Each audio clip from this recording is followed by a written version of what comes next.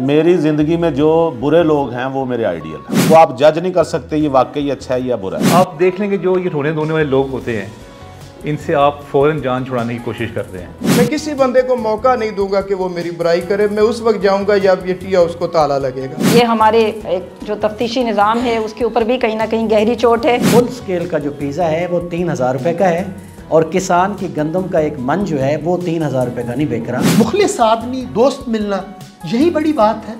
ख़वातीनो हज़रात, मज़ाह एक ऐसा रुझान है जिसमें हंसी का इतलाक़ नहायत लतीफ़ पैराए में लोगों, महफ़िलों और मौक़ों पर किया जाता है। ये इस्तिलाह कदीम यूनानियों की इस्तिलाह मज़ाही तिब से ली गई है, जिसमें इंसानी जिस्म के सयाल मादों के तवाज़ुन की तालीम दी जाती थी।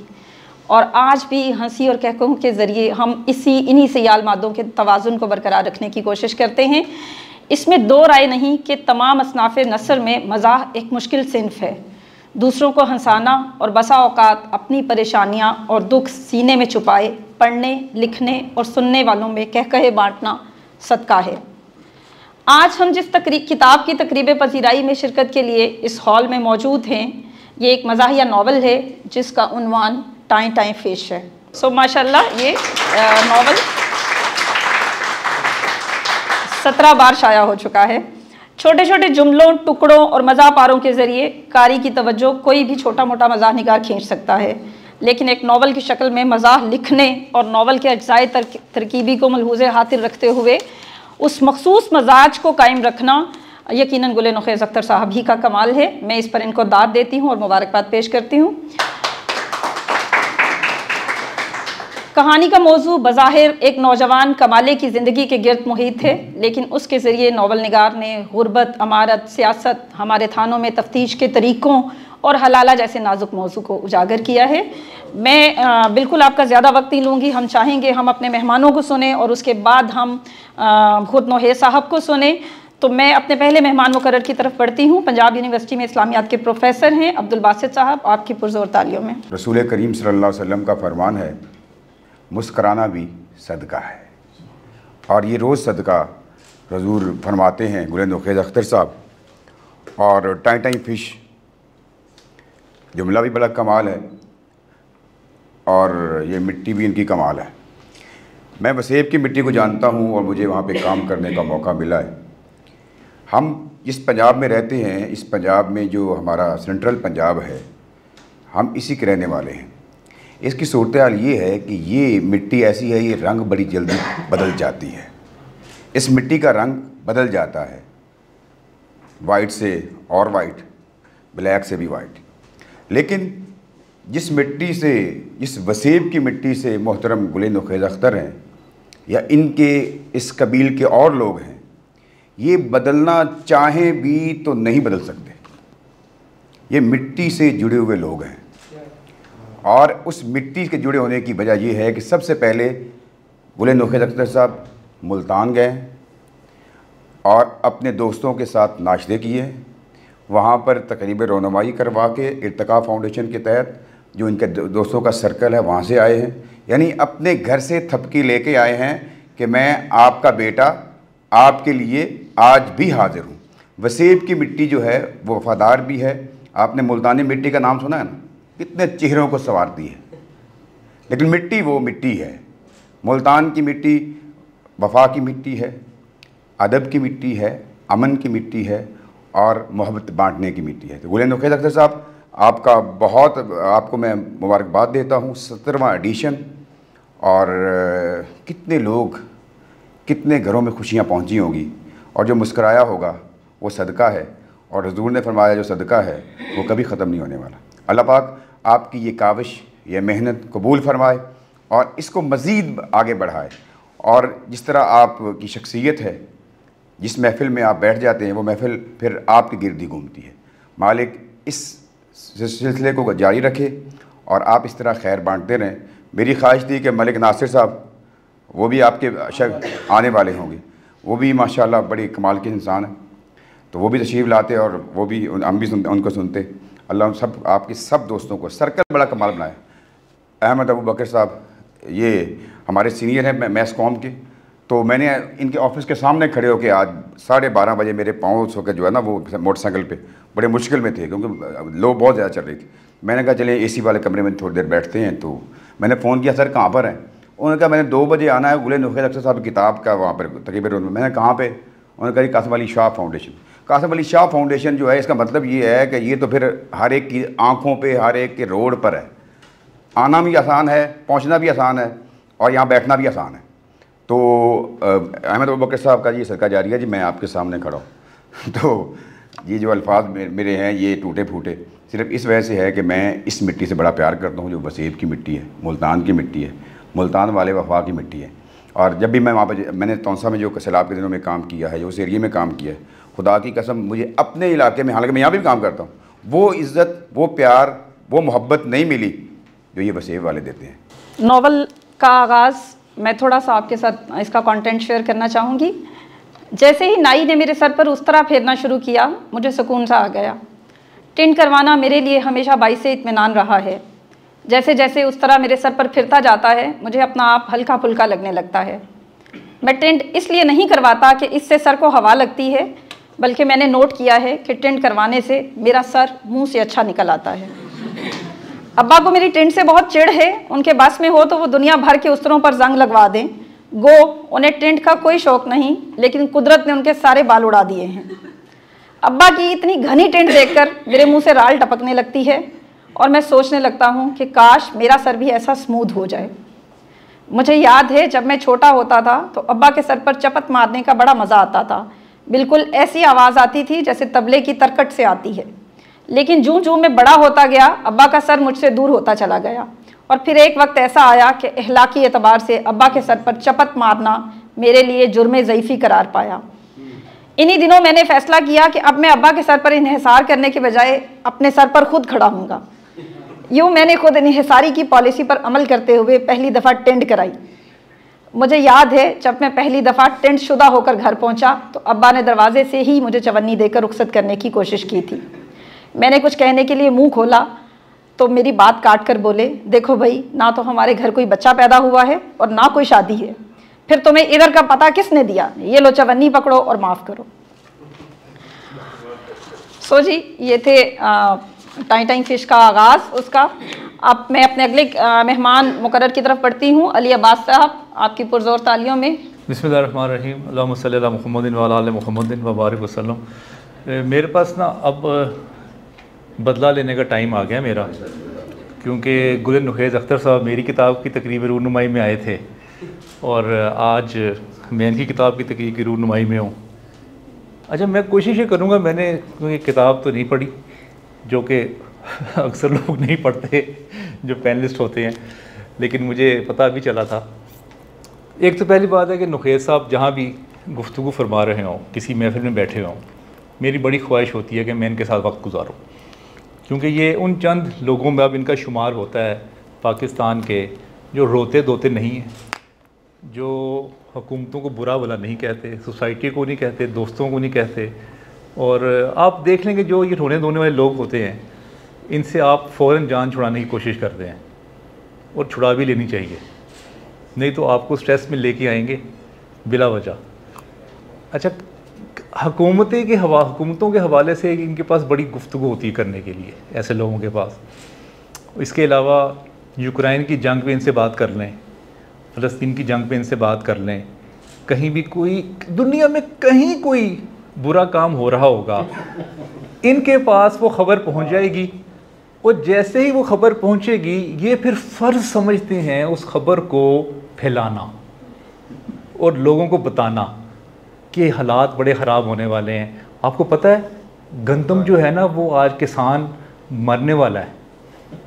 कोई भी दुनिया की बुरी खबर होगी, ये इनका फ़र्ज़ होगा उसको सुनना ध्यान से, उस पर तबसरा करना, उसकी तबलीग करना।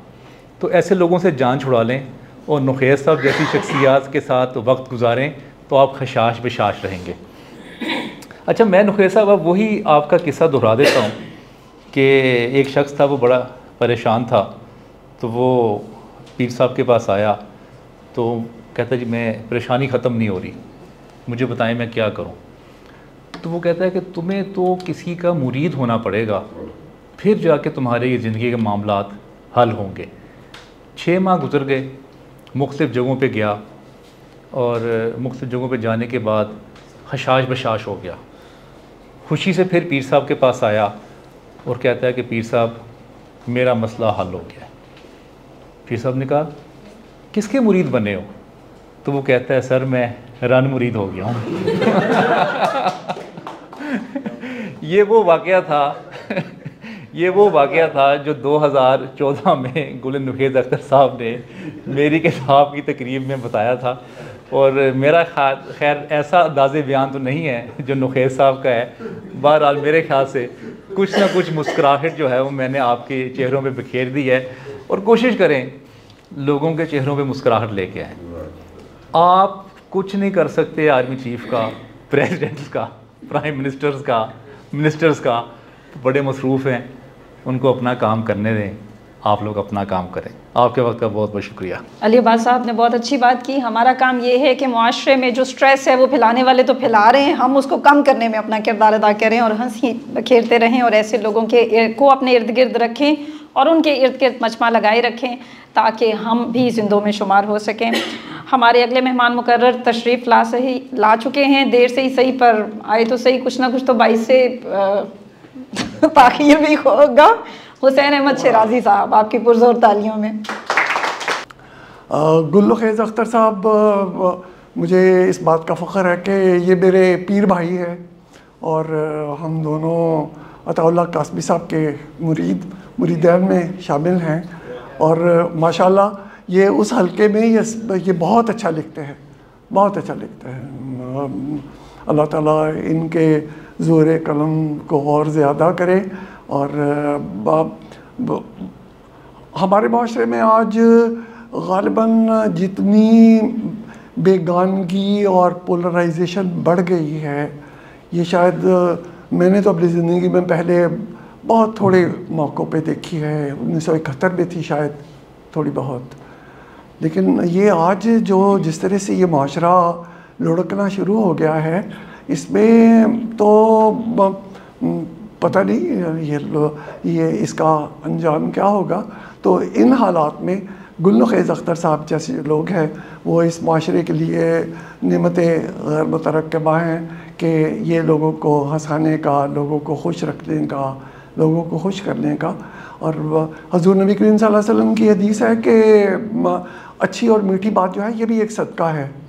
वो एक साहबी हज़ूर के पास तशरीफ़ लाए और उन्होंने कहा कि सदका दो, तो उन्होंने कहा जी मेरे पास तो कोई चीज़ नहीं है, ना पैसे हैं ना कोई सामान है। तो हज़ूर ने फरमाया कि तुम किसी से मुस्कुरा के मिल तो सकते हो ना। तो ये अच्छी और मीठी बात और किसी को मुस्कुरा के मिलना ये भी एक बहुत बड़ी नेकी है। लेकिन आजकल के माशरे में ये जो हंसना है, ये तंज़ व मज़ाह लिखते हैं तो उर्दू जो अदब है उसकी बड़ी बदकिस्मती है कि इसका जो पहला मिज़ाह निगार जाफ़र ज़रटल्ली था, उसको वो बादशाह फ़र्रुख सैर जो था उसने मरवा दिया था। तो वो और उसको मारा इस तरह से गया था कि उसकी गर्दन के गिर्द उन्होंने तस्मा कसा और वो इतने ज़ोर से कसा कि उसकी जान निकल गई। तो हमारे वैसे बदकिस्मती से हमारे जो मुसलमान माशरे हैं उनमें ऐसा ही है। वो वोल्टेयर के बारे में कहते हैं कि उसने किसी नवाब के बारे में मजमून लिखा, पुरानी बात है ये, आज से कोई वो तो हो गए अब कोई 250 साल। तो वो नवाब ने अपने गुंडे भेज के उसको पिटवा दिया। तो वोल्टेयर साहब जो थे ये गए जज के पास, मुंसिफ जो था, और उन्होंने कहा कि जी ये देखें ये क्या हुआ। तो जज ने पूछा कि भाई तुम दरअसल चाहते क्या हो? तो उसने कहा जनाब मैं इंसाफ चाहता हूँ। तो वो जज ने कहा कि इंसाफ तो तुम्हारे साथ हो चुका है, और क्या चाहते हो? तो हमारा माशरा जो है ग़ालिबन आज भी हम अभी फ्रांस के उस दौर में हैं जहाँ जो जज है वो ये पूछते हैं कि इंसाफ तो तुम्हारे साथ हो गया है, और क्या चाहते हो? मैं गुल नुखेज़ अख्तर साहब को दिली मुबारकबाद कि इन्होंने ये बड़ी खिदमत कर रहे हैं उर्दू तंज़ मज़ाह की। अल्लाह ताला इनके कलम में और इनके रिज़्क़ में और इनकी सेहत इनमें बरकत डाले। और आप लोगों की तवज्जो का बहुत बहुत शुक्रिया। हमारी कोई भी महफ़िल हो, कोई भी तकरीब हो, वो सादे मोहतरम अताउल हक कासमी साहब के बगैर बिल्कुल अधूरी है। वो फ़िज़िकली मौजूद ना हों तो उनका ज़िक्र वहाँ पर मौजूद होता है। और ये हमारी कह लें कि बदकिस्मती है कि हम जब इस तरह का इवेंट रखते हैं जहाँ सीढ़ियों वाला हॉल होता है तो फिर मुश्किल हो जाता है उनके लिए आना, वरना ये मुमकिन नहीं था कि ये तकरीब होती और वो इसमें शिरकत ना करते। बुक के फ्लैप पे उनका उनकी एक तहरीर है नोहे साहब के बारे में, इस नावल के बारे में, वो मैं आपके साथ शेयर करूँगी। मुझे इल्म नहीं कि उर्दू अदब में मज़ाहिया नावल की रिवायत कितनी मुस्तहकम है, मुझे तो सिर्फ इतना पता है कि मैंने अपने बचपन में रतन नाथ शार का फसाना आज़ाद और उसके बाद शौकत थानवी का एक नावल पढ़ा, या अब जाके गुल नुखेज़ अख्तर के नावल का मुसव्वदा मेरी आंखों के सामने से गुजरा है, जिसे पढ़ते हुए कई मुकामात पर मुझे बहुत मुश्किल पेश आई। और ये मुश्किल यकीनन अपने कहकहों और पर काबू पाने के हवाले से थी।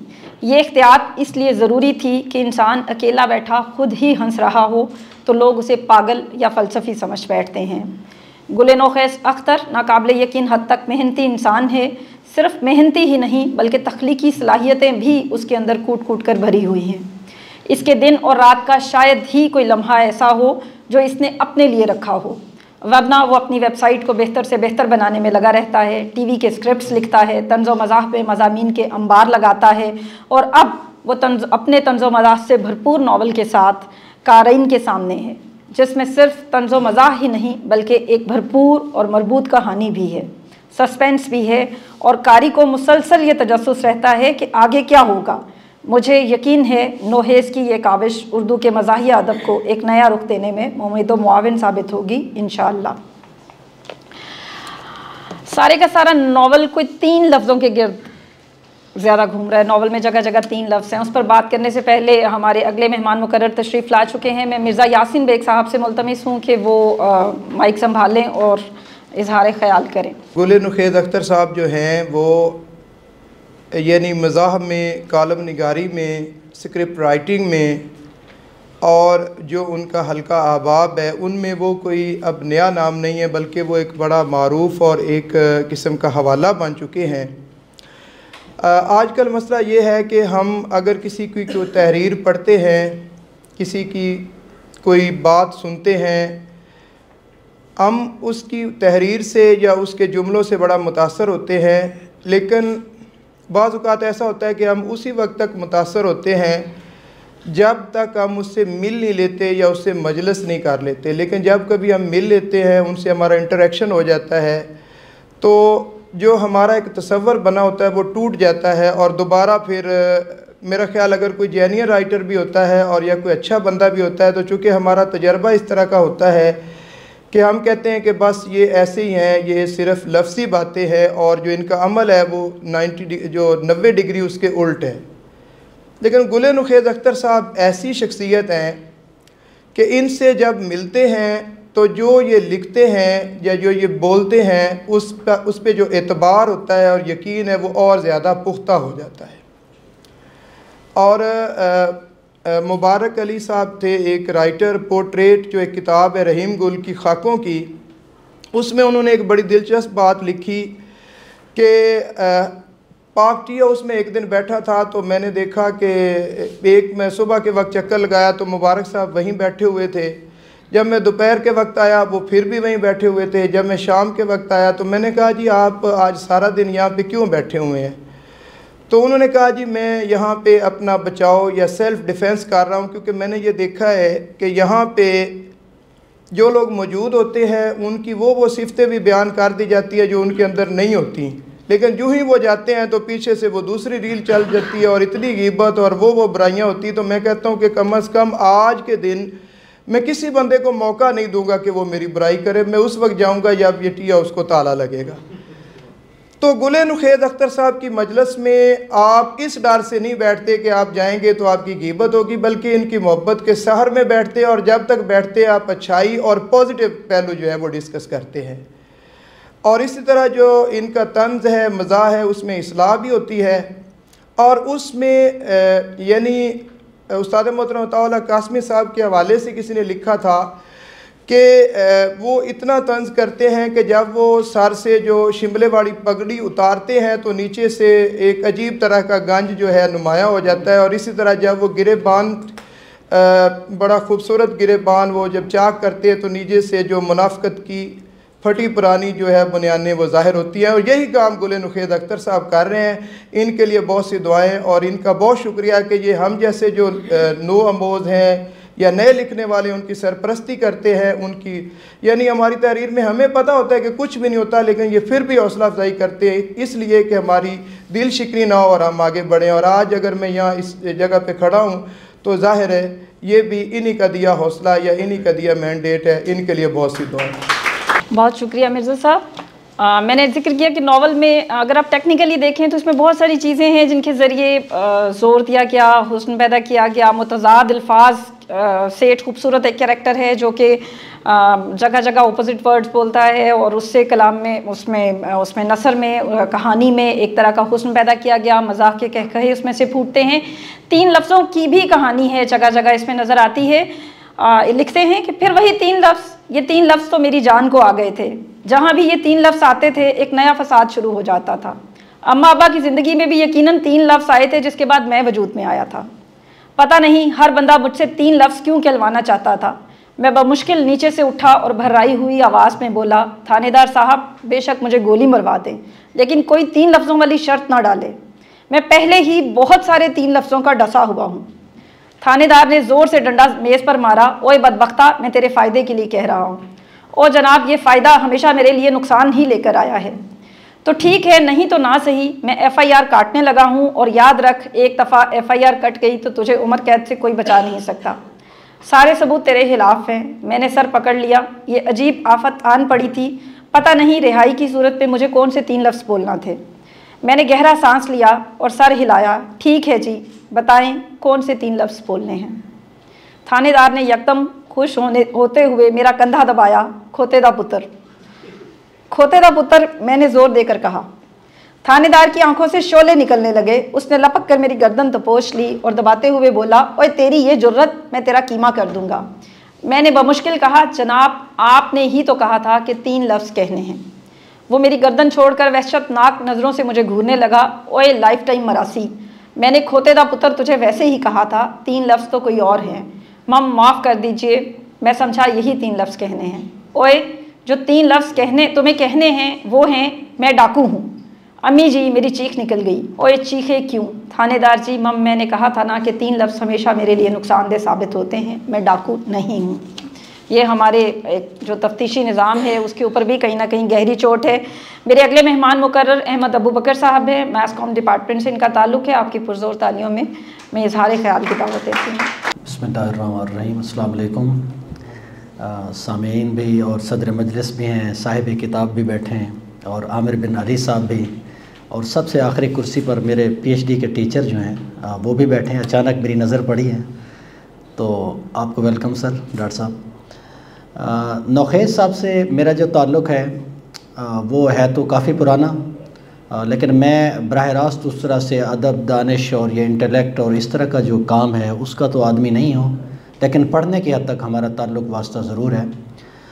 नौखेज़ साहब की शख्सियत पे तो मैं ज़रा थोड़ी सी बात करूँगा। पहले थोड़ी सी किताब पे बात कर लेते हैं, चूँकि नौखेज़ साहब ने एक तो बहुत पुराने अरसे पहले मुझे ये किताब इनायत की थी। तो जिस तरह हम अमूमन किताब के साथ करते हैं, मैंने इस किताब को लेकर जाकर अपनी लाइब्रेरी में रख दी थी और फिर कभी नहीं पढ़ा उसे। लेकिन इस दफ़ा नौखेज़ साहब ने दोबारा किताब दी और कहा कि तकरीब में आना है और बात भी करनी है और इसको पढ़ के आपने आना है। चूँकि नौखेज़ साहब की कंपनी अगर आप लोगों ने एंजॉय की हो तो एक चलता फिरता मज़ाह का अदब है। इस तरह की जुमलेबाजी होती है और इस तरह का फ़्लो होता है, बेसाख्तगा इनके जो है कह लगते हैं इनकी महफ़िल में। तो मैंने आज पहली दफ़ा इनकी किताब खोली और मैंने तकरीबन 2 घंटे आज सुबह में या 1 घंटा पढ़ता रहा गालिबन। मैंने पहली नशिस्त में 100 सफ़ा पढ़ा। तो किसी भी अच्छे नावल के लिए, किसी भी अच्छी किताब के लिए ये जो ग्रिप होती है ना कारीन के ऊपर, मेरा ख़्याल है ये बहुत बड़ी सक्सेस होती है और ये बहुत बड़ा फ़न होता है उस लिखने वाले का। अगर ये किसी लिखने वाले में है तो बहुत बाकमाल किस्म का वो दानिश्वर भी है, लिखारी भी कह लें, मज़ाह नगार भी कह लें, गज़ल नगार या जो भी आप कह लें। तो माशाल्लाह जी बहुत मुबारकबाद नौखेज़ साहब, ऐसी ज़बरदस्त किताब आपने लिखी है। किताब के सफ़े ग़ालिबन मैंने देखा 200 से कुछ ऊपर है, ऐसा है सर? तो जो रफ़्तार आज मैंने अंदाज़ा लगाया है, तकरीबन 1 घंटा मैंने लगाया उस पर, तो अगले 2-3 रोज़ में ये मुकम्मल भी हो जाएगी। तो जितने लोग आप बैठे हैं, मेरा आपसे भी सवाल है, आपने ये किताब कितने लोग हैं जिनके पास है या पढ़ी है या दरमियान में छोड़ दी है? तो इस किताब को लाजमी पढ़ें सर। नौखेज़ साहब मुझे कल परसों बता रहे थे कि ये किताब इंटरनेट के ऊपर भी बहुत जगहों पे पर बहुत साइट्स के ऊपर अवेलेबल है। चूँकि किताब की जो कास्ट है, मैं उनसे एलबाई लेकर बता रहा हूँ, मुझे लगता है कि वो महंगी ज़्यादा है, 1200 रुपये उसकी प्राइस है। तो डिजिटल फोरम्स के ऊपर भी मौजूद है, थोड़ी सी अगर ये कम कर दें, लेकिन फिर मैं सोचता हूँ कि इस राय के साथ अगर 17 एडिशन छप गए तो शायद फिर ये राय पता नहीं सही है या गलत है। क्योंकि आप 1200 का पिज़्ज़ा खा लेते हैं। हाँ, ये भी एक दुरुस्त बात है। ये भी, बल्कि पिछले दिनों इन्होंने मुझे एक जुमला बताया कि एक फुल स्केल का जो पिज़्ज़ा है वो 3000 रुपये का है और किसान की गंदम का एक मन जो है वो 3000 रुपये का नहीं बिक रहा। इसी से वो भी जुमला मुझे याद आ गया। माशाल्लाह जी, आप किताब बढ़ाएं, उससे भी हमारी सोसाइटी का जो है आपको रिस्पांस और वो नज़र आ जाएगा। तो नौखेज़ साहब ख़ुद जो हैं जी माशाल्लाह, इस किताब को पढ़ते हुए मुझे लगा कि ये नरेट कर रहे हैं, जिस तरह स्क्रिप्ट लिखते हैं, जिस तरह ये कॉलम अपना लिखते हैं, हम पढ़ते हैं उसे, इस तरह की शख्सियत है नौखेज़ साहब की। और मेरा बड़ा पुराना ताल्लुक़ है उनसे। पहले तो अदब के हवाले से भी नहीं था, टीवी के हवाले से कुछ कुलीगनेस थी इनके साथ, ये स्क्रिप्ट लिखते थे, हमारे सीनियर भी थे, हम इनको सुनते थे, इनके पास बैठते थे। इनसे पहली दफ़ा मुझे तारुफ़ करवाया हमारे एक प्रोड्यूसर होते थे अकबर मलिक साहब, आजकल वो NARC में होते हैं, वहाँ मीडिया के हेड हैं इस्लामाबाद में। उन्होंने मुझे कहा कि जी इनका नाम है गुल नौखेज़ अख्तर, चूँकि मोस्टली लोग इन्हें गुल नौखेज़ अख्तर कहते हैं। वो चूँकि MA उर्दू उन्होंने कर रखा था तो उन्होंने कहा गुल नौखेज़ अख्तर। हम भी थोड़ा बहुत अखबारात बेहतर पढ़ते थे तो मुझे ये नाम बड़ा भाया, लेकिन उस वक्त चूँकि इतनी वाकफ़ियत नहीं थी तो उस वक्त ना तो इनके अंदर वो गुल वाली कैफियत फ़ील हुई, ना नौखेज़ी नज़र आई, और अख्तर भी लगा कि ये पता नहीं, अब फ़ील हुआ कि ये तो मज़ाह के अख्तर हैं और नौखेज़ी भी जुमलों में है और फूल जैसी खुशबू भी है सर। तो शानदार शख्सियत हैं जी। आजकल इनके साथ काफ़ी मेरा उठना बैठना भी होता है। मुझसे पहले यहाँ पर जो साहब खड़े थे, मेरा कुछ ज़्यादा तारुफ़ तो नहीं है, उन्होंने एक बात की कि नौखेज़ साहब की महफ़िल में बैठकर आप हंसते रहते हैं, कोई गिला नहीं होता, किसी का शिकवा नहीं होता किसी की शख्सियत का, और ग़ीबत नहीं होती। ये बात मैंने भी बहुत महसूस की है। इस हवाले से बहुत रोल मॉडल हैं और इस किताब के ऊपर भी, इस काम के ऊपर भी इनको दोबारा मैं मुबारकबाद देता हूँ। पाकिस्तान जैसा मुआशरा जहाँ कॉमिक सेंस कम है, जहाँ पर तंज़ व मज़ाक कम बर्दाश्त किया जाता है, कार्टूनिक इमेजेस या मिमिक्रीज़ के ऊपर लोग परेशान होते हैं या मुखालफत करते हैं, ऐसे माहौल में, ऐसे समाज में इस तरह का काम करना ये बड़ी हिम्मत की बात है और नौखेज़ साहब बहुत मुबारकबाद के मुस्तहिक हैं। अल्लाह करे इनके कलम की जो आउटरीच है, ये जो तंज़ व मज़ाक की इनकी एक रेजोनेंस है, ये आगे बढ़े और हम सब भी इसमें जो हमारे हिस्से का काम है पढ़ने वाला वो ज़रूर करें। बहुत शुक्रिया जी। किताब में से छोटे छोटे टुकड़े मैं इस वजह से पढ़ रही हूँ कि आपको थोड़ी सी टेम्पटेशन मिले और आप ये नावल ज़रूर ख़रीदें और एक ब्लॉकबस्टर जो हंसी का एक पैकेज है उसको आप अवेल करें। अपनी तारीफ़ सुनकर सेठ खूबसूरत का मुंह 32 बोर रिवॉल्वर के दहाने की तरह खुला का खुला रह गया। उसके ख्वाबो ख्याल में भी ना था कि उसके कलाम की खुशबू इतनी दूर दूर तक फैल चुकी है। उसने मोहब्बत पाश नज़रों से मेरी तरफ देखा और फिर कुर्सी संभाल ली। शाबाश बरखुरदार, तुम वाकई मेरे दामाद कहलाने के लायक हो। लीजिए हाजरीन, पहले ताज़ा शेर सुनिए। अर्ज़ किया है, मेरे प्यार को नज़र तेरी चाट गई है, मेरी वैल दी कमीज़ अज पाट गई है। वाह वाह, सुभान अल्लाह, क्या बात है। मैं उछल उछल कर दाद देने लगा। बाकी साहब खामोश बैठे थे। सेठ ने खुशी से सरशार होकर अपनी कुर्सी मेरी तरफ मोड़ ली। ऐसा लगता था कि उसे कोई परवाह नहीं कि कमरे में कोई और भी उसकी शायरी सुन रहा है। उसे तो एक ही सामे काफ़ी था जो उसे भरपूर दाद दे रहा था। अब मैं अपनी ताज़ा आज़ाद नज़्म सुनाता हूँ। बरखुरदार, क्या तुम्हें आज़ाद नज़्म पसंद है? नहीं जी, मुझे ग़ुलाम नज़्म ज़्यादा पसंद है। मैंने अपना अदबी रोब झाड़ा। क्या मतलब? सेठ मबहूत रह गया। मुझे फ़ौरन इल्हाम हुआ कि मुझसे बोंगी सरजद हो गई है। मैंने तेज़ी से अपना जुमला वापस किया और फ़ौरन कहा, मम मेरा मतलब है कि मुझे आज़ाद नज़्म भी बहुत पसंद है। शिट, बहुत अच्छे। तो फिर सुनो मेरी ताज़ा आज़ाद नज़्म। हमारी तकरीब अपने अख्ताम की जानिब गामज़न है। स्टेज पर बैठे मेहमान खुसूसी की तरफ बढ़ती हूँ। आमिर बिन अली साहब स्पेशली जापान से तशरीफ़ लाए, कल इनकी फ़्लाइट है और खुसूसी तौर पर इन्होंने वक्त निकाला हमारी आज की तकरीब के लिए। बहुत शुक्रगुज़ार हूँ और आपकी पुरज़ोर तालियों में दावत देती हूँ आमिर बिन अली साहब को। मेरा एजाज़ है कि टाइम फिश का मैंने पहला एडिशन 12 पढ़ा है।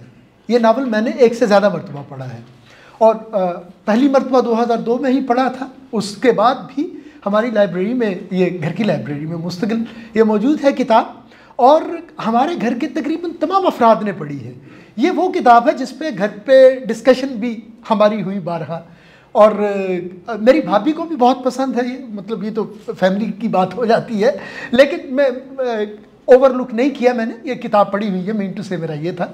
रात भी जब मुझे पैगाम मिला तो मैं लाहौर में नहीं था जी, कोई 300 किलोमीटर दूर था।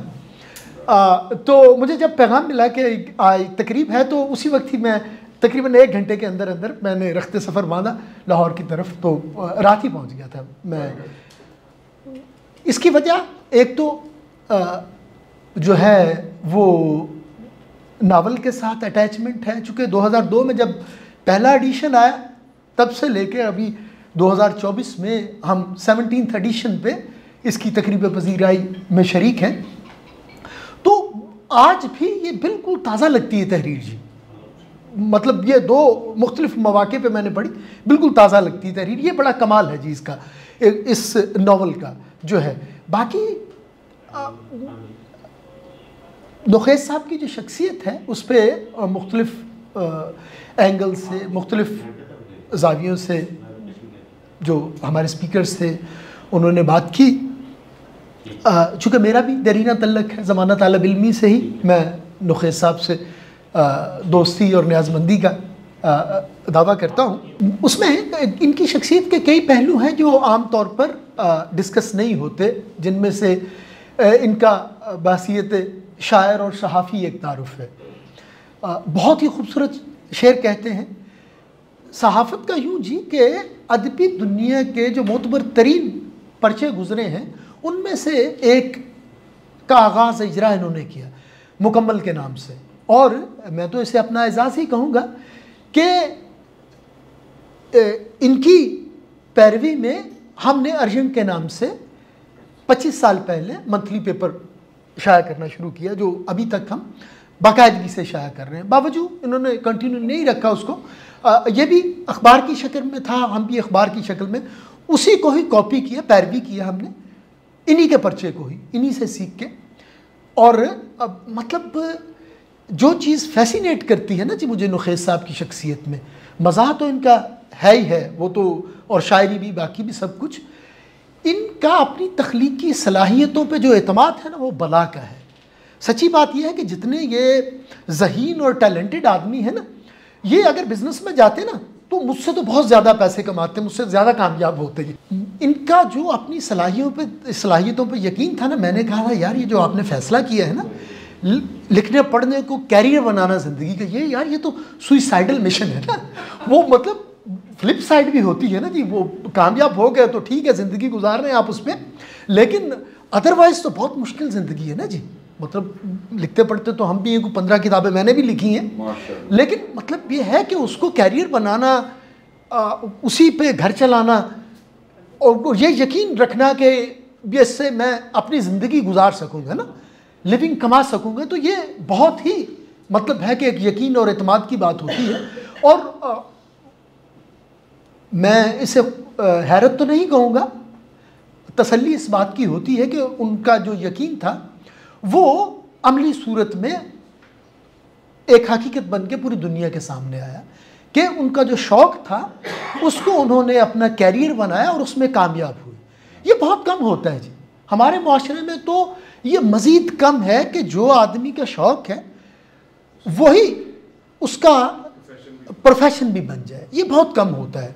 मतलब डॉक्टर भी ऐसे ही बन रहे हैं, बनना कुछ और होता है, पायलट बनना होता है, डॉक्टर बन जाते हैं, वो इंजीनियर बन जाते हैं, बनना उसने आर्टिस्ट होता है, म्यूजिशियन बनना होता है, और वो प्रोफेसर। बिल्कुल इसी तरह से ही चलता है कि वो जो मुआशी ज़रूरतें होती उनके तहत हम कैरियर को अडॉप्ट करते हैं। और मैं खुश नसीब लोगों में से समझता हूँ गुल नुखेज़ अख्तर साहब को कि वो एक जेन्युइन तख्लीक़कार थे, आर्टिस्ट थे। अपने आर्ट को ही उन्होंने अपना ओढ़ना बिछौना बनाया और उसे ही अपने कैरियर के तौर पे परसू करने की कोशिश की और उसमें अल्लाह ताला ने उन्हें कामयाबी दी। उस पर मैं एक तो मुबारकबाद पेश करता हूँ तहे दिल से, रस्मी जुमलों की बात नहीं, मैं दिल से बातें कर रहा हूँ आपसे, कि इनको जब मैं कामयाबी की तरफ जाता देखता हूँ और कामयाब शख्स के तौर पे देखता हूँ कैरियर में, तो यकीन करें अपना चेहरा नज़र आता है ना, चूँकि वही एक ही शौक़, एक ही वक्त, ज़माना तालिब इल्मी से एक आदमी उसको परसू करता है, ज़ीरो से स्टार्ट लेता है बिल्कुल, और उसमें कामयाब होता है, तो आदमी सोचता है नहीं यार ये वैसे मुमकिन था, ये भी हो सकता है ना, ये जो इन्होंने प्रैक्टिकली करके दिखाया है। एक बहुत बड़ी खूबी है नुखेज़ साहब में, अच्छा अदब तख्लीक करना बिलाशुबा एक बड़ी खूबी है, लेकिन अच्छा इंसान होना मेरे नज़दीक उससे ज़्यादा बड़ी खूबी है।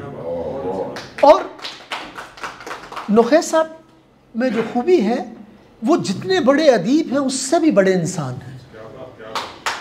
मतलब दोस्तों के दोस्त हैं, जिसके साथ दोस्ती है, दो नंबरी नहीं करते, पता चल जाता है जी, वरना ऐसे भी होते हैं सब आपके अभी मेरे भी मिलने वाले, जिस तरह के हम समाज में ज़िंदगी गुजार रहे हैं, तो प्रिटेंड करने की तो ज़रूरत नहीं है कि ये हमारे इर्द गिर्द किस तरह के लोग हैं ना। तो उस माहौल में इन जैसा मुखलिस आदमी दोस्त मिलना यही बड़ी बात है। और फिर उस पर कह लें दो अच्छा मज़ा ये है कि वो अदीब भी बला का है, तख्लीकार भी बला का है। मैं 17th एडिशन पे मुबारकबाद देता हूँ टांटन फिश की, और शुक्रगुजार हूँ कि आज की खूबसूरत महफिल में मुझे मौका दिया शिरकत करने का, और आप लोगों का शुक्र अदा करना चाहता हूँ, शुक्रिया अदा करना चाहता हूँ कि इतनी पेशेंस से, इतनी मोहब्बत से मुझे सुना। Thank you very much. जिनका हम जिक्र कर रहे हैं पिछले 1 घंटे से, आज की तकरीब के दुल्हा, अगर मैं उनको कहूँ तो वो उनकी बातें की हो जाएंगी, गुल नुखेज़ अख्तर साहब। यानी ज़रूरी है कि हमारे सीनियर जो हैं वो स्टेज पे ही बैठे। हमारे सीनियर्स आज आपके सामने बैठे हुए हैं ऑडियंस में, और बड़ी खुशी से बैठे हुए हैं। तो ये होना चाहिए, ये हम ये जाहिर करना चाहते हैं कि हमारे सीनियर्स सिर्फ स्टेज पे ही नहीं बैठना चाहते, वो ऑडियंस में भी बैठना चाहते हैं, और उसी तरह वो इज़्ज़त पाते हैं और उसी तरह इज़्ज़त देते हैं। हुसैन शराई साहब, हम स्टेज पे ही बैठे हों तो वो सजते हैं, वो ऑडियंस में हों। इनकी तकरीब में कोई हमारे दोस्त स्टेज पे हों, ऑडियंस में हों, वो इसी तरह इनसे प्यार करते हैं। शाहिद ज़हीर सैयद साहब का बहुत शुक्रिया। बात चल रही थी कि मुस्कुराहट एक सदका है। हमारे एक दोस्त है, तो वो सैयद है, तो मैंने कहा आप मेरी बातों पे मुस्कुराते क्यों नहीं, मुस्कुराना तो एक सदका है। कहने लगे सैयद नू सदका नहीं लगता।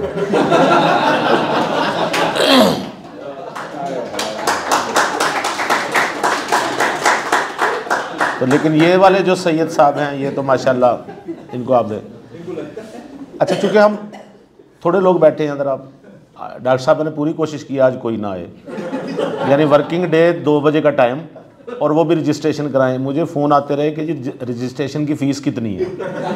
मैंने कहा यार कोई फ़ीस नहीं है, आप बस आ जाए, अगर आना चाहते हैं सो बिस्मिल्लाह आ जाए। तो अब चूँकि चंद लोग हैं आपस में बैठे हुए जैसे हम दोस्त होते हैं। मुझे सच्ची बात है, मेरी ज़िंदगी में कुछ मसाइल हैं, और वो मसाइल इस टाइप के हैं कि उनको मैं तब्दील नहीं कर सकता। मुझे अच्छे लोग नहीं पसंद। मेरी ज़िंदगी में जो बुरे लोग हैं वो मेरे आइडियल हैं। मुझे बुरे लोग बहुत अच्छे लगते हैं, और इसलिए कि उनके अंदर मुनाफकत नहीं होती। बुरे लोग दिलचस्प होते हैं, बुरे लोगों के पास कहानियाँ होती हैं। अच्छे लोगों के पास वही रूटीन के जुमले होते हैं, वही रूटीन की बातें होती हैं, और वही मुनाफकतें होती हैं। अच्छे बंदे को आप जज नहीं कर सकते ये वाकई अच्छा है या बुरा है। बुरा बंदा तो ऑलरेडी बुरा है, उसमें तो कोई दूसरी बात ही नहीं। अच्छा, बुरे बंदे क्यों मुझे पसंद है? मैं जब लाहौर आया 30 साल पहले, तो मैंने मास्टर्स के पेपर दिए हुए थे, और अब मुझे जगह ना मिले कहीं सोने की, तो दाता साहब मेरे 1.5 साल सो के मैंने गुजारा। 6 माह मैं चुबुर्जी पार्क में सोता रहा, वहीं यानी उसी से नहा लेना, वही कपड़े पहन लेने। तो अब मैं जब दाता साहब में था, तो मैंने एक दोस्त को फ़ोन किया जब लाहौर से पहुंचा, अच्छा दोस्त था वो, नेक बंदा ना। मैंने कहा यार मैं आ गया हूँ, पीसीओ से फ़ोन किया तो मैंने कहा अब तुम्हारे अब घर ठहरना है, टाउनशिप में वो रहता था। उसने कहा मेरे अब्बू नहीं मानेंगे कि हमारे घर में कोई गैर बंदा रहे, यार तुम्हें पता नहीं है वो बड़े सख्त हैं। दूसरे दोस्त को फ़ोन किया, उसने कहा यार हमारे तो बड़ा मसला। तीसरे को फ़ोन किया, अब 55 रुपये मेरी जेब में है, बाकी यूनिट डिगते जा रहे हैं, मैं कह रहा की करा।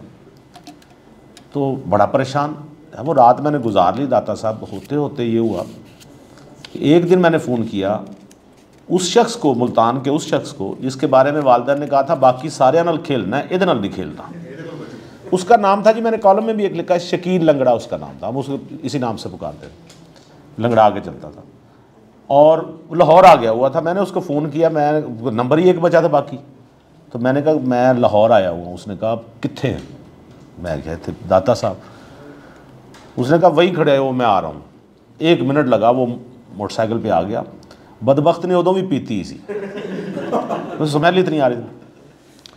वो मुझे, अब मैं इलाके का नाम नहीं बताऊंगा, वो मुझे लाहौर में एक इलाके में अपने ले गया जहाँ पे यानी उनकी ख़वातीन भी सुबह उठती थी और ये अपना शराब बनानी शुरू कर दी, और बाकी जो हर 2 नंबर काम, चर्च चुर्स उधर मिलनी, ये वो मुझे उनके पास तकरीबन 6 माह रहने का मौका मिला जी।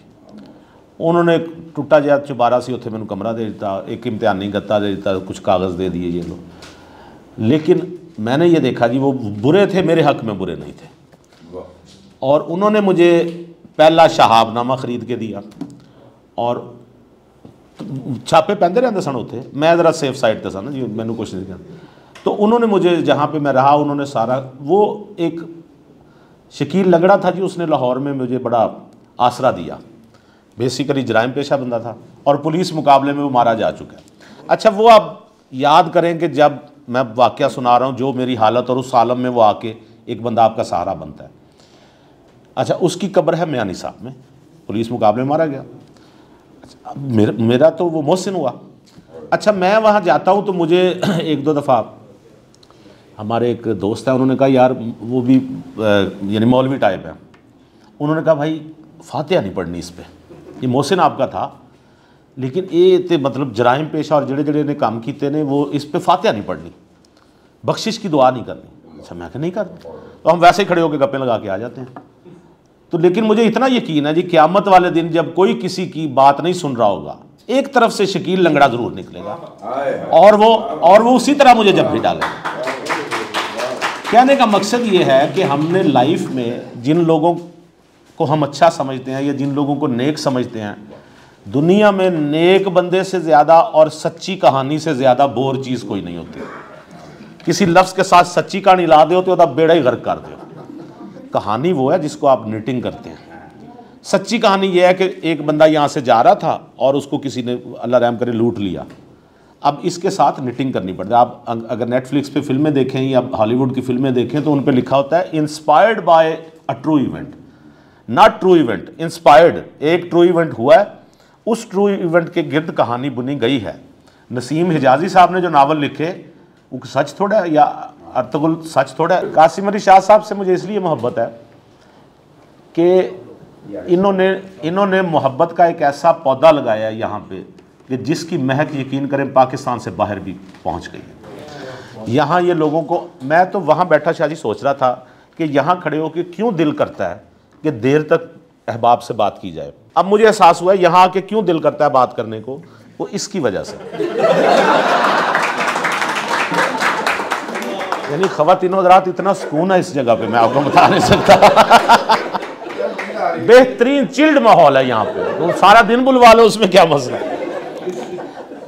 इस माहौल को पैदा करने में सबसे बड़ा किरदार है कासिम अली शाह साहब का, और ये हैं दोस्तों से प्यार करने वाले, ये दोस्तों पे जान निसार करने वाले। ये मैं कहता होता हूँ, मैं कहा शाह जी दोस्तां दे ते तुसी दोस्त हो, तुसी दुश्मनां दे भी दोस्त हो।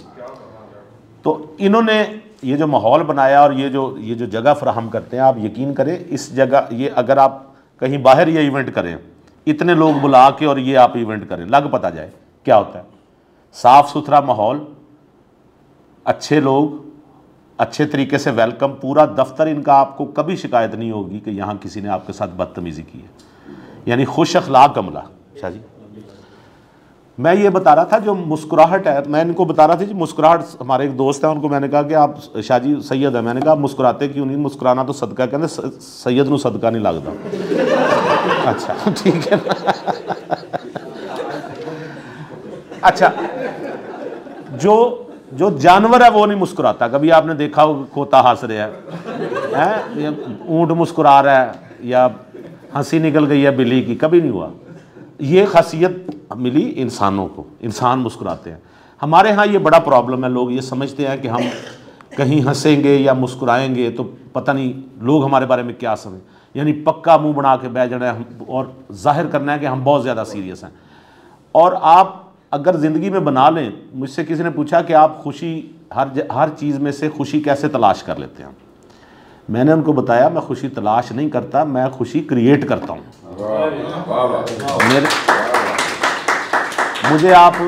मुझे आप कब्रिस्तान में ले जाएं, किसी का जनाजा है और अगर वहाँ पे मुझ पे हमला हो गया है मज़ाक का, तो मैं 8 कब्रें दूर बैठ जाऊँगा, उस चीज़ को मैं गौर से देखूँगा, उसमें से मज़ाक निकल आएगा, उसमें से भी खुशी निकल आएगी।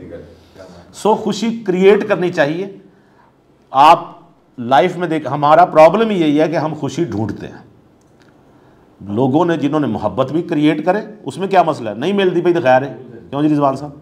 हमारी यूनिवर्सिटी में एक खातून थी, तो यानी खातून नहीं लड़की थी, मुझे अच्छी लगी, तो उनके साथ होते होते ज़रा बात चली, तो एक दिन मैंने फिर जज्बात से मगलूब होकर उनका हाथ पकड़ा, जिस पे उन्होंने बड़ा फौरी रिएक्ट किया। उन्होंने कहा नहीं हाथ नहीं पकड़ना। मैं क्या क्यों? कहते मेरी खुशी इसमें है कि हम सिर्फ बातें करें।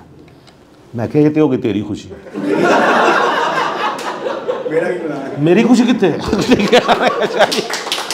तो मुझे उस दिन फील हुआ कि मुझे अपनी खुशी खुद क्रिएट करनी है, उधरों नहीं मिलनी खुशी।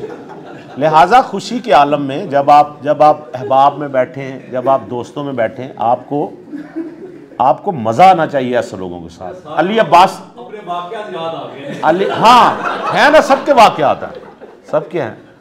अली अब्बास साहब के पास में ये कहते हैं ना, मुझे मेरा दिल करता है ये मेरे पास बैठे, मेरा दिल करता है मैं इनके पास बैठूं, क्योंकि इनके साथ जब हम बैठते हैं तो सिवाय कहकों के और कुछ नहीं होता। बाकी बल्कि आपको याद होगी अशफाक साहब से किसी ने पूछा कि लोग चुगलियां क्यों करते हैं, गीबत क्यों करते हैं, उन्होंने कहा सुनाने के लिए जो कुछ नहीं होता। जिसके पास कोई वाकया होगा, कोई दिलचस्प बात होगी, वो सुनाएगा, कोई शेर सुनाएगा, कोई कहानी सुनाएगा, कोई अपनी माजी की बात सुनाएगा। तो जिसके पास ये सब कुछ नहीं है वो क्या करेगा, वो उन्हें चुगली करनी, यही करनी, क्योंकि है कुछ नहीं। दूसरी बात यह है कि हम ना, गेम्स तो हमारी ज़िंदगी से वैसे निकल गई, सीधे यानी अब वो मोबाइल वाली गेमें भी लोग खेलते हैं, उस पर भी चलो, अब तो वो फेसबुक और वो सोशल मीडिया की वजह से हम गेम्स से बिल्कुल ही आउट हो गए और खुशी वाली बातों से भी आउट हो गए। जिन बातों पे हमें हंसना चाहिए, जिन बातों पे हमें खुश होना चाहिए।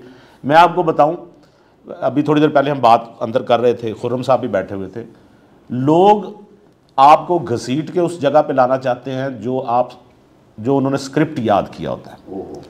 यानी मैं आपसे कोई बहस करना चाहता हूँ तो मैं पहले अपना एक मूड बना के स्क्रिप्ट तैयार करके लाऊंगा और मैं फिर बात थ्रो करूंगा, आप अल्हम्दुलिल्लाह उसी स्क्रिप्ट के मुताबिक सवाल जवाब होते जाएंगे, मैं अपनी बात करता जाऊँ, वो स्क्रिप्ट तोड़ दें, बात वही ख़त्म हो जाएगी। मैं आपको इसकी मिसाल देता हूँ। अब इस वाक्य में जो मैं आपको सुनाऊंगा वो जाहिरी बात है मैंने एक फ़न क्रिएट करने के लिए, उसका स्क्रिप्ट तोड़ने के लिए कहा, वरना मेरा इरादा तो ऐसा नहीं था, ना मेरा अपना ईमान ऐसा है। मैं एक दफ़ा एक्सप्रेस न्यूज़ से, शाह जी, रात का वक्त था, हम रिकॉर्डिंग से फारिग होकर आ रहा था, तो मेरा ख्याल है 1:30 बजे का टाइम होगा, सर्दियों के दिन थे, कैंपस पुल पे मैंने गाड़ी रोकी, इशारा बंद था, तो सिगरेट नीचे, उसके शीशा नीचे करके मैंने सिगरेट सुलगाया। मीनवाइल एक मोटा सा एक फ़कीर आया, उसने हाथ में डंडा पकड़ा हुआ था, गले में कुछ 300-400 उसने मनके डाले हुए थे, कानों में बालियाँ थी, काला रंग और घने बाल और दाढ़ी, अजीब शक्ल, और वो डंडा छन छन करता हुआ वो मेरे पास आया,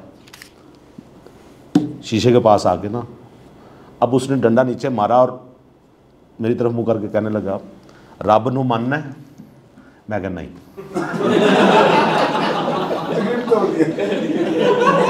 अब वो कहे डंडा ही मारी जाए। मैं क्या अगे हुक्म, अच्छा उससे बात ना हो। अच्छा मैंने बड़ा मजा लिया, मैं क्या की कहना सी होर, अच्छा कहाँ कहे क्यों स्क्रिप्ट ख़त्म हो गया, जो बात याद की हुई थी वो सारी ख़त्म हो गई वहाँ।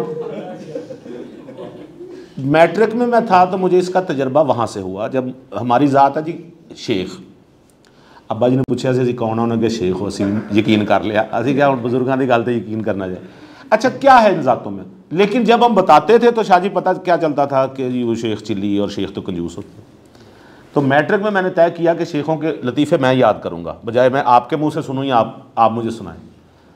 तो अब कहीं बात होती है, पिछले दिनों महफिल में बैठे थे, कोई साहब थे जिन्हें ज़ातें ज़रा पसंद थी, कहने लगे मुखलिस तो ज़ात की, मैं कहा जी शेख। तो कहने लगे शेख तो सुने बड़े कंजूस होंगे ने, मैं कहा कमीने होंगे ने, एक नंबर के खंजीर होंगे ने, कई गल्लां कर। 3-4 चीज़ें और मैंने इसमें जो नाकाबिले यानी तहरीर है, नाकाबिले बयान है, उसके बाद वो चुप हो गए क्योंकि तसल्ली हो गई उनकी। लिहाजा लोगों के स्क्रिप्ट तोड़ें, जो उन्होंने रूटीन में बातें सोची हुई होती हैं, वो अगर हम उनके स्क्रिप्ट तोड़ देंगे तो आपसे बहस भी ख़त्म हो जाएगी उनकी।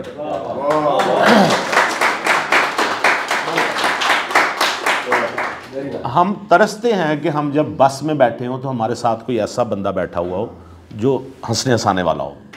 हम तरसते हैं कि हम कहीं किसी लाइन में लगे हुए हों तो कम से कम आगे वाला बंदा अगर लेट हो रहे हैं तो कोई हंसने हंसाने वाला बंदा।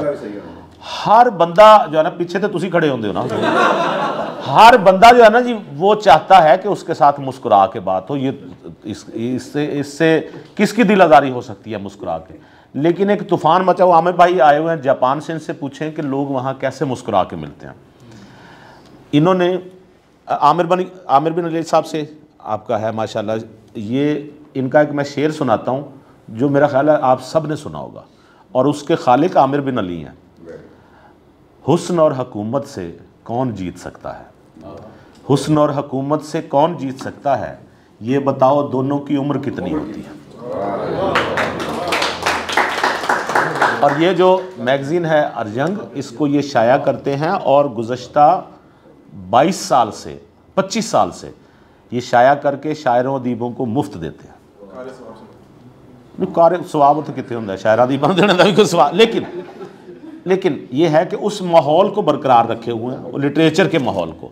तो ये जो नावल था इसकी वजह भी ये बनी, मैंने तो डॉक्टर साहब से भी कहा था कि इसकी तकरीब रुनमाई ना करें, 22 साल बाद भी कभी तकरीब रुनमाई हुई है, लेकिन इनकी मेहरबानी, इन्होंने कहा कि नहीं यहाँ पे होनी चाहिए, कासिम अली शाह साहब की मेहरबानी।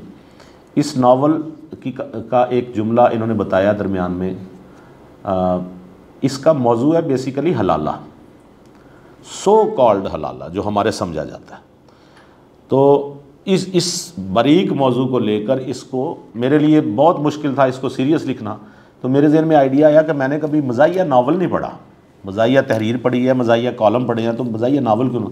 लिहाजा इसको जब मैंने लिखा तो ये मेरे ऑफिस में एक सफाई करने वाली आती थी, जब मैं आधे से भी ज़्यादा लिख चुका था तो सुबह आया तो मेरा नावल वहाँ वो सफ़े नहीं थे, तो मैंने कहा कहाँ गए हैं, उन्होंने कहा सर जी वो तो मैं समझी रद्दी है तो मैंने छोड़ देते हैं। लिहाजा फिर दोबारा मैंने लिखा, मैं उस पर नाराज़ नहीं हुआ ना मैंने कोई गुस्सा किया, बस मैंने काट दिता, मैं कहता मेरा नावल।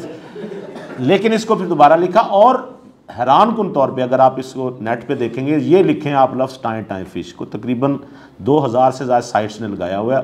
एक साइट सी उर्दुस्तान, उन्होंने सबसे पहले इसको शाया किया था अपनी वेबसाइट पे, और उनके अब तक के व्यूज़ जो हैं वो 1,30,00,000 हो चुके हैं।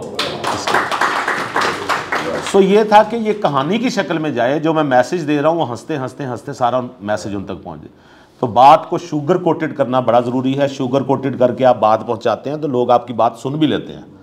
आप यहाँ लोगों से बात शुरू करते वक्त जब सीरियस कहेंगे ना, ये देखिए आप गलत कह रहे हैं, उसके शुरू में कुछ लगाएं, कुछ चीनी भरा जुमला लगाएं तो लोग आपकी बात सुन लेंगे, उसमें कोई हर्ज नहीं। सो ये 17वां एडिशन इसका आया, लोगों ने बड़ा पसंद किया, बड़ी मोहब्बत दी। ये कहानी थी, इसके जुमले आपको चूँकि 22 साल पुरानी बात है तो लिहाजा उस माहौल को ज़रा मद्देनज़र रखिएगा। अभी इन्होंने आयशा अजीम ने बताया चवन्नी का जिक्र किया, उस दौर में चवन्नी होती थी, उसका एक यानी मटीरियल वैल्यू भी थी उस चवन्नी की। डॉक्टर आयशा अजीम साहबा का बहुत शुक्रिया। हमारी जो ख़वातीन मिज़ार निगार हैं उनमें ये सरखेल हैं जी। हमने मुख्तलिफ जो इवेंट्स भी किए, ये ख़ुद भी मिज़ार लिखती हैं, अब इनकी इससे पहले इन्होंने 2 किताबें, दो है ना डॉक्टर साहब, 3 किताबें इनकी, 3 किताबें।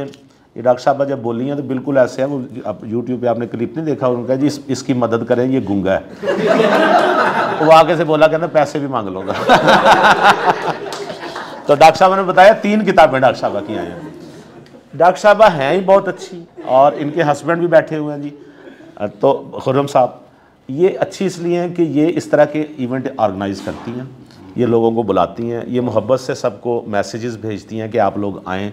ख़ुद भी किताब लिखती हैं, लिटरेचर से, अदब से, कलम से इनका प्यार है। ये हमारी फैमिली है जो बैठी है, आप भी सारी फैमिली, आप में से सबको ही मैं जानता हूँ, कोई ऐसा नहीं जिसको मैं ना जानता हूँ, और जिनको मैं नहीं जानता उनको मैं आज जान गया। अब रह गए अली अब्बास, तो तो मैं जान गया। ठीक है ना? लिहाजा हमारे लिए बड़ी मुबारक बात है जी, आज मेरे लिए मुबारक के लम्हात हैं, खुशी के लम्हात हैं। कासिम अली शाह फाउंडेशन ने एक दफ़ा फिर मुझे इज़्ज़त बख्शी है। मैं हमेशा से ये कोशिश करता रहा हूँ। तलब देखना बेटा, उनका आया मैसेज, हाफ़िज़ साहब आए। मैंने लाइफ में ये देखा जी, अभी इन्होंने बात की कि आपने इसको ओढ़ना बिछोना बनाया, कैसे बिज़नेस के बगैर आप लिखा के कैसे घर चला सकते हैं। बाई गॉड मैंने भरपूर पैसा कमाया सिर्फ लिख के, और मेरा पहले दिन से मोटो था कि मैं लिखूंगा, मैंने उसके पैसे लेने हैं, पैसे के बगैर मैं नहीं लिखूंगा।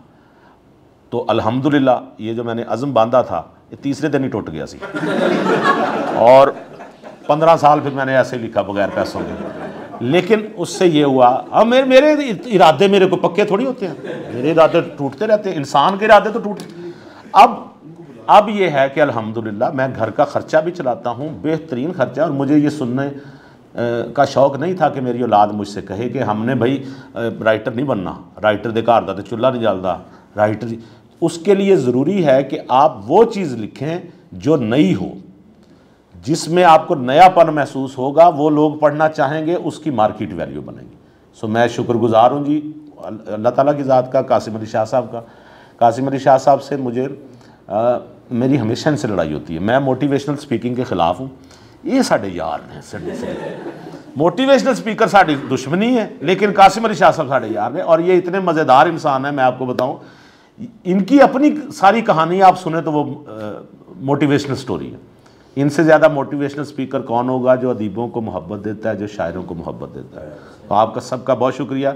आज भी मैं कोशिश करता हूँ कि मैं अपने घर का निज़ाम, ज़ाहिर बात मैं कोई सेठ तो नहीं हूँ, मैं आज भी एक किराए के घर में रहता हूँ, लेकिन मेरी कोशिश ये है, और मैं वाइफ से भी ये कहता हूँ कि यार हंसना ही, हंसते हुए लाइफ गुजारनी है, मज़ा लेना ज़रा लाइफ का, हंसें, उसमें क्या, जिस मसले का कोई हल नहीं उसके लिए क्या परेशान होना, और जिस मसले का कोई हल है उसके लिए क्या परेशान होना। बात बहुत शुक्रिया। हाँ जी, हाँ जी।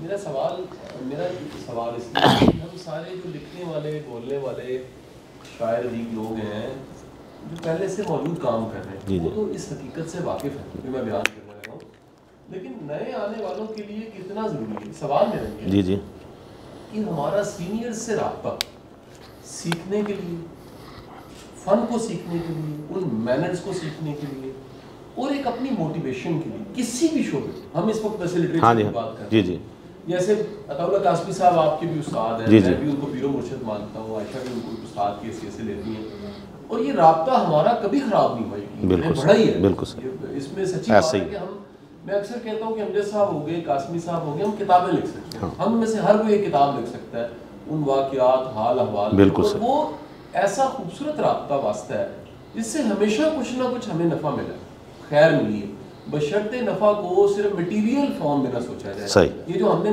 फ़ायदे को पैसा कह दिया ना, सिर्फ यही फ़ायदा होता है, ये बड़ी अच्छी बात। मैं चाहूँगा इस पर ज़रूर बात करें, क्योंकि ये आपका, मेरा, आयशा का ये शौक़ मुश्तरक है, हम सबका, शाह साहब का भी शौक़ मुश्तरक है। शाह साहब का सवाल बड़ा अच्छा। अच्छा, ये एक दौर में शाह जी मजबूरी होती थी, मेरा नहीं ख्याल में आज के दौर में कि आपको किसी, मतलब मैंने अताउल्लाह कासमी साहब को उस्ताद क्यों बनाया, क्योंकि मुझे तो इश्क है उनसे आज तक, मैं तो उनके प्यार से निकल ही नहीं सका, लिहाजा मेरा इश्क कुछ और था। मैं उनको उस्ताद बनाऊं, मैं उनको अपना महबूब बनाऊं, मैं उनको अपना माशूक बनाऊं, इसको कोई भी आप नाम दे दें। अच्छा, मुझे उनकी तहरीरों से, लिहाजा जब मैं यहाँ आया तो एक हमने नाम दे दिया। कासमी साहब से किसी ने पूछा कि नुखेज़ अब आपका शागिर्द है तो वो क्या तहरीरें अपनी आप को दिखाता है। कासमी साहब ने कहा उन्होंने मेरे को ट्यूशन नहीं रखी, ठीक है। अच्छा ये एक उनको आपका वो तो चलते फिरते मैं उनको नोट करता हूँ ना कि यार उन्होंने जुमला कैसे, अदायगी कैसी है उनकी, वो बात कैसे करते हैं, और ऐसा ऐसा जुमला कासमी साहब कहते हैं। मैंने कई दफ़ा उनके साथ सफ़र किया और उनके साथ महफिलों में गया। मैं आपको 3-4 उनके जुमले सुनाता हूँ, मज़ा लीजिएगा ज़रा। दुबई में हो रही थी शाहजी अमन कॉन्फ्रेंस, ये तब की बात है, आपको याद होगा एक दौर चला था इंडिया के साथ। उन्होंने कॉन्फ्रेंस की और वहाँ पे उन्होंने कासमी साहब को भी बुलाया, और खुसूसन चूँकि हमारी लड़ाई हमसायों के साथ है तो इंडिया से भी लोग आए। उसका मकसद ये था कि अच्छी अच्छी बातें करें, अमन की बातें करें। तो अब अमन की बातें हो रही हैं। कासमी साहब से पहले जो मुकर्रर आए वो इंडिया के एक सेशन जज थे, सेशन जज, और उन्होंने आते ही सारी महफिल का रुख बदल दिया। कहने लगे ये जो आतंक है ये तो पाकिस्तान फैला रहा है, दहशतगर्दी यहाँ से हो रही है, ये पहले संभाल लें, ये कौन होते हैं, इन्होंने ये किया, इन्होंने वो हमला किया, फलां किया। तो महफिल का सारा रंग, वो जो मुंतज़मीन थे उनके चेहरे का रंग उड़ गया। तो वो भागते हुए आए कासमी साहब के पास, कहने लगे इसके बाद आपने आना है, अगर आपने भी इसका जवाबी वार किया तो हमारी तो तकरीब सारी बर्बाद हो जाएगी। तो आपकी मेहरबानी, आपने ये सेशन जज साहब ने जो कहा आपने इसका जवाब नहीं देना। कासमी साहब ने कहा जी मैं नहीं दूंगा। अब कासमी साहब कैसे हो सकता है जवाब ना दें। स्टेज पे आए कासमी साहब और उन्होंने एक जुमला का और सारी की सारी महफिल पलटा के रख दी।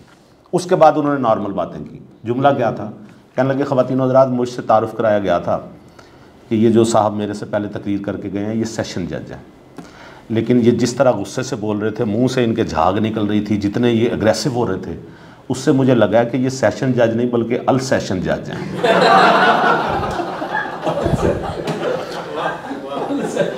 उन्हें कुत्ता बनाता हूँ। अच्छा उसके मुझे बताएं क्या रहे महफिल, तो तूफान मच गया महफिल में।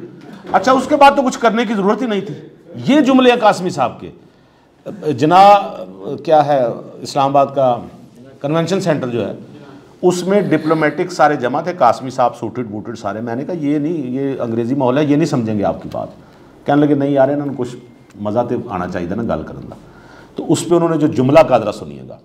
अब सारे डिप्लोमेट बैठे हैं, अंग्रेज़ी माहौल, मम्मी डैडी माहौल, और वो किसी बात पे हंसते नहीं हैं, बड़ा हल्का सा मुस्कुराना होता है उन्होंने।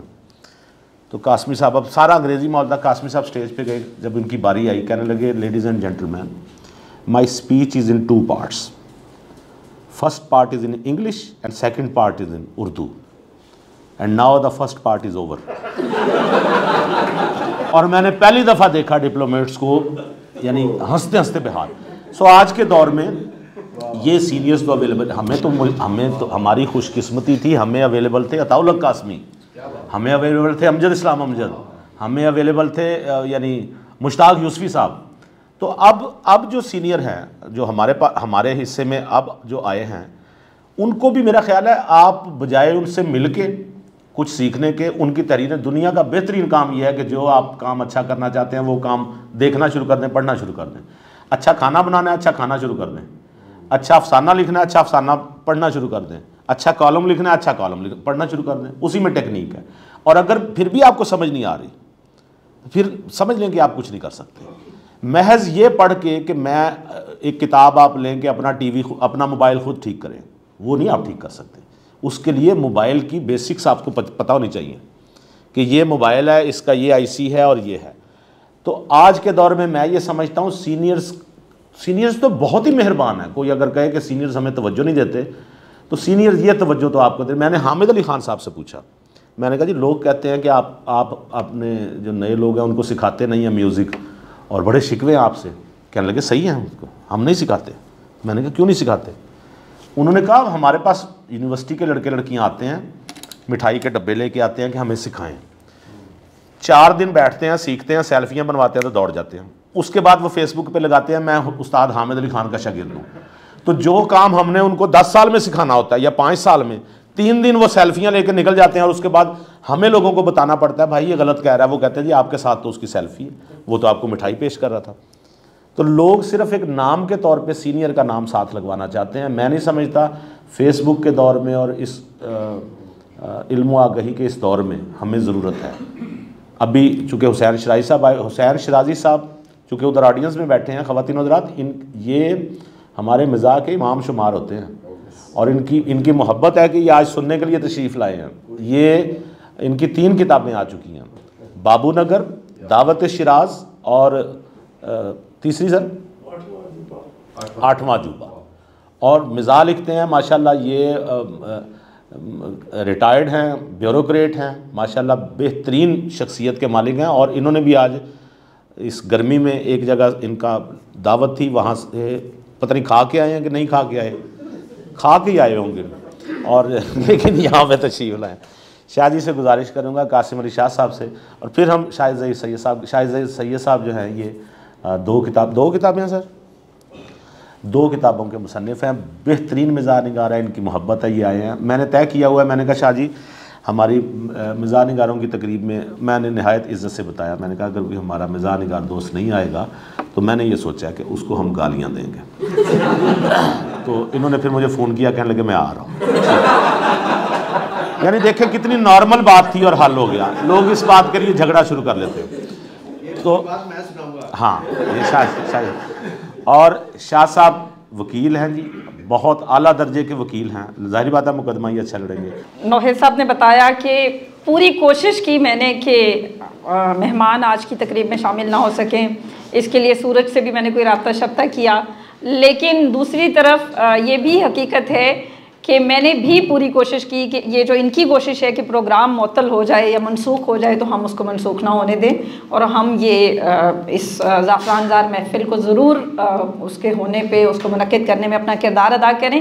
नौहेद साहब, हम क्वांटिटी से ज़्यादा क्वालिटी पर यकीन रखते हैं और क्वालिटी ऑब्वियसली हमारे लिसनर्स कम हैं, हमारी ऑडियंस कम है। और दूसरा आपने कहा कि हम खुशकिस्मत हैं कि हमें अताउल हक कासमी साहब मुयस्सर हैं और हम खुशकिस्मत हैं कि हमें आप मुयस्सर हैं। अब तकरीब के इख्तिताम की जानिब हम चलते हैं और हमारे साहिब सदर जो सदारत की कुर्सी पर मुतमकीन हैं जनाब शाहिद ज़हीर सैयद साहब, मैं इनको दावत देती हूँ। उन्होंने बहुत सब्र और तहम्मुल का मुज़ाहिरा करते हुए पूरी तकरीब सुनी, देखी। अब ये किताब के बारे में, नौहेद साहब के बारे में अपनी राय का इज़हार करेंगे आपकी पुरज़ोर तालियों में। हज़रत यूसुफ़ साहब ने फरमाया है कि दुनिया में मौजूद लज़्ज़त अंगेज़, फ़रत अंगेज़ और मज़ा देने वाली आधी चीज़ें डॉक्टरों ने मना कर दी हैं और बाकी की आधी मौलवियों ने मना कर रखी हैं। लेकिन ये हज़रत अताउल हक कासमी का फ़िज़ान नज़र है कि आज की ये तकरीब एक प्रोफेसर डॉक्टर साहबा ने शुरू की और उसके बाद एक मौलवी साहब तशरीफ़ लाए, अल्हम्दुलिल्लाह, जज़ाकल्लाह। लेकिन उन्होंने वो सारी बातें की जो ना तो हिफ़्ज़ान सेहत की रूह से दुरुस्त हैं और ना ही उनमें मज़ा ख़राब होता है, बल्कि उनके हर लफ्ज़ से, हर लाइन से, हर सतर से, हर बात से मज़ा भी था, फ़िक्र भी थी और मैसेज भी था। बल्कि प्रोफेसर साहबा ने लफ्ज़ों ही लफ्ज़ों में नौजवानान को वो बातें बताईं कि मेरा जी करता है कि मैं दफ़ा करूं वकालत और प्रोफेशन को, और अगर ऐसी प्रोफेसर मुयस्सर हूं तो मैं जाके स्कूल में दाखिला ले लूं। मैं फ़ितरी तौर पे हज़रत यूसुफ़ी साहब का मदाह हूं, इसलिए मौलवी हज़रात से बहुत दूर भागता हूं। लेकिन हज़रत मौलाना ने माशाल्लाह वो बातें की जिनमें भी हिफ़्ज़ान सेहत के असूलों की खिलाफ वर्जी नहीं थी और वो फ़नन तबा के लिए भी अच्छे थे। अब इस तमहीद के बाद मैं अर्ज़ करूँगा वो बात जो हज़रत गुल नुखेज़ अख्तर साहब ने दावत देते हुए मुझे कही और आधी बताई, बाकी की आधी इन्होंने नहीं बताई।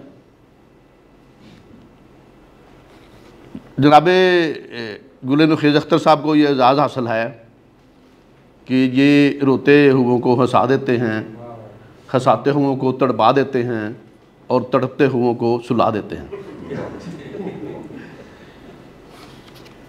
मुझे इस बात का बिल्कुल पता नहीं था कि ये शेख हैं, क्योंकि मैं भी इनकी तरह ज़ात पात पे कोई बिलीव नहीं रखता। लेकिन हुस्न इत्तेफाक है कि एक दिन मेरे ऑफिस में बैठे हुए थे तो हमारा जो LED बल्ब है वो फ्यूज़ हो गया। तो मैंने अपने क्लर्क से कहा कि भाई ये LED बल्ब जो है ना ये लाके नया लगा दो। तो गुल नुखैज़ अख्तर साहब ने फरमाया कि शाह जी आपको पता है कि ये जो LED बल्ब है ये रिपेयर भी हो जाता है। मैंने कहा नहीं, मुझे तो इस बात का पता नहीं। तो ये कहाँ से रिपेयर होता है? तो कहते हैं ये किसी और शेख को बुला के पूछ ले।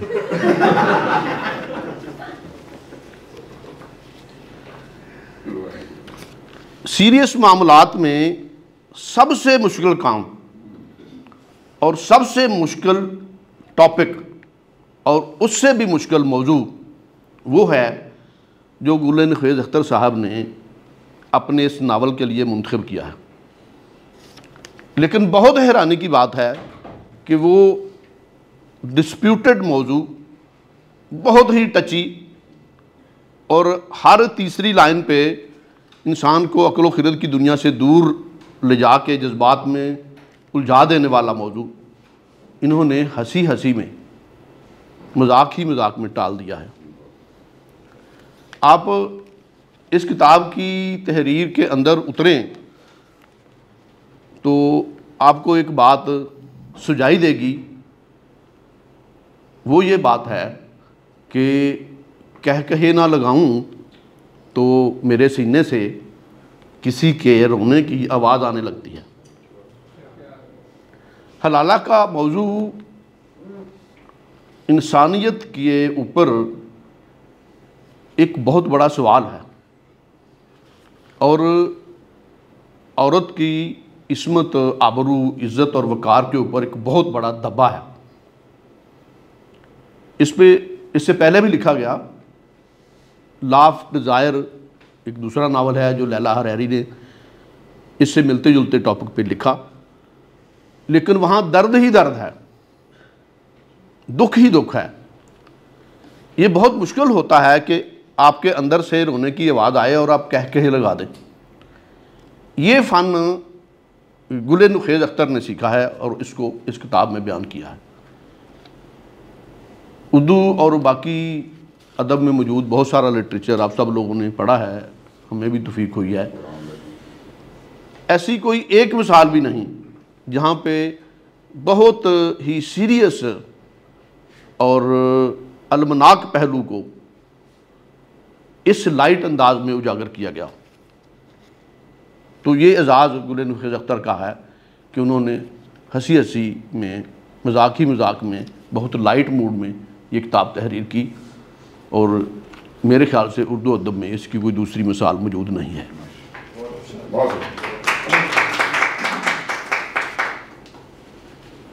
किसी भी तकरीब की सदारत करने वाला इंसान दुनिया का मजलूम तरीन इंसान होता है, लेकिन ये वाहिद तकरीब है जहाँ मैं अपने आप को दुनिया का खुशकिस्मत तरीन इंसान समझता हूँ। किसी मुशायरे की सदारत, किसी तकरीब की सदारत में आपको वो फ़िलासफ़ीज़ भी सुननी पड़ती है जिनका फ़िलासफ़र को ख़ुद इल्म नहीं होता, और वो बातें भी सुननी पड़ती हैं जिनका करने वाले को ख़ुद इल्म नहीं होता कि फरमान के मानी क्या है। लेकिन ये वो तकरीब है जिसमें बरजस्ता जुमले, पुरमग़ज़ बातें, फ़िक्र अंगेज़ चीज़ें कभी भी आपको बोर नहीं होने देती, आपको उकताने नहीं देती और आप बहुत लाइट मूड में पुरमग़ज़ बातें सुन लेते हैं। शाह साहब ने अभी एक बहुत खूबसूरत बात की थी कि हमें अपने नफ़ा और नुकसान की तारीफ़ को ज़रा बदलना चाहिए। ज़िंदगी का जीने का ये खूबसूरत पहलू है। बहुत सारे पैसे कमा के, अपने आप को बहुत सारा ऊंचा करके, अपने कैरियर को बढ़ा के अगर आप एक मुस्कुराहट नहीं ख़रीद सकते तो आप यकीनन एक नाकाम इंसान हैं। लेकिन ये सारी चीज़ें छोड़कर अगर ज़िंदगी के चंद लम्हात, कुछ पल, एक शाम अगर आप खुशगवार अंदाज में गुजार सकते हैं तो आप यकीनन एक कामयाब इंसान हैं। तो यही ज़िंदगी का खूबसूरत पहलू है और यही ज़िंदगी के मानी हैं। और इन मानों से हम सबको गुल नुखेज़ अख्तर ने आशना किया है। इन्हीं अल्फाज के साथ मैं एक बात अर्ज़ करते हुए, जिसमें फ़िक्र भी है, तदब्बर भी है, इस्लाम भी है और हिफ़्ज़ान सेहत के असूल भी हैं, क्योंकि मुझे समझ नहीं आई, मैं गुजारिश करूँगा प्रोफेसर साहबा से कि इसके इल्मी पहलू को उजागर करते जाएं। वो ये है कि इन्होंने फरमाया कि आज की इस तकरीब के दूल्हा हैं गुल नुखेज़ अख्तर। हालांकि इनकी इस किताब ही का ये 70वां एडिशन है और इस्लाम में सिर्फ 4 की इजाज़त है। इन्हीं अल्फाज के साथ इजाज़त चाहता हूँ। आप सबकी आमद का बहुत शुक्रिया। आप सब की वजह से तकरीब को 4 चांद लगे। हमारे मौजूद मेहमानों का बहुत शुक्रिया।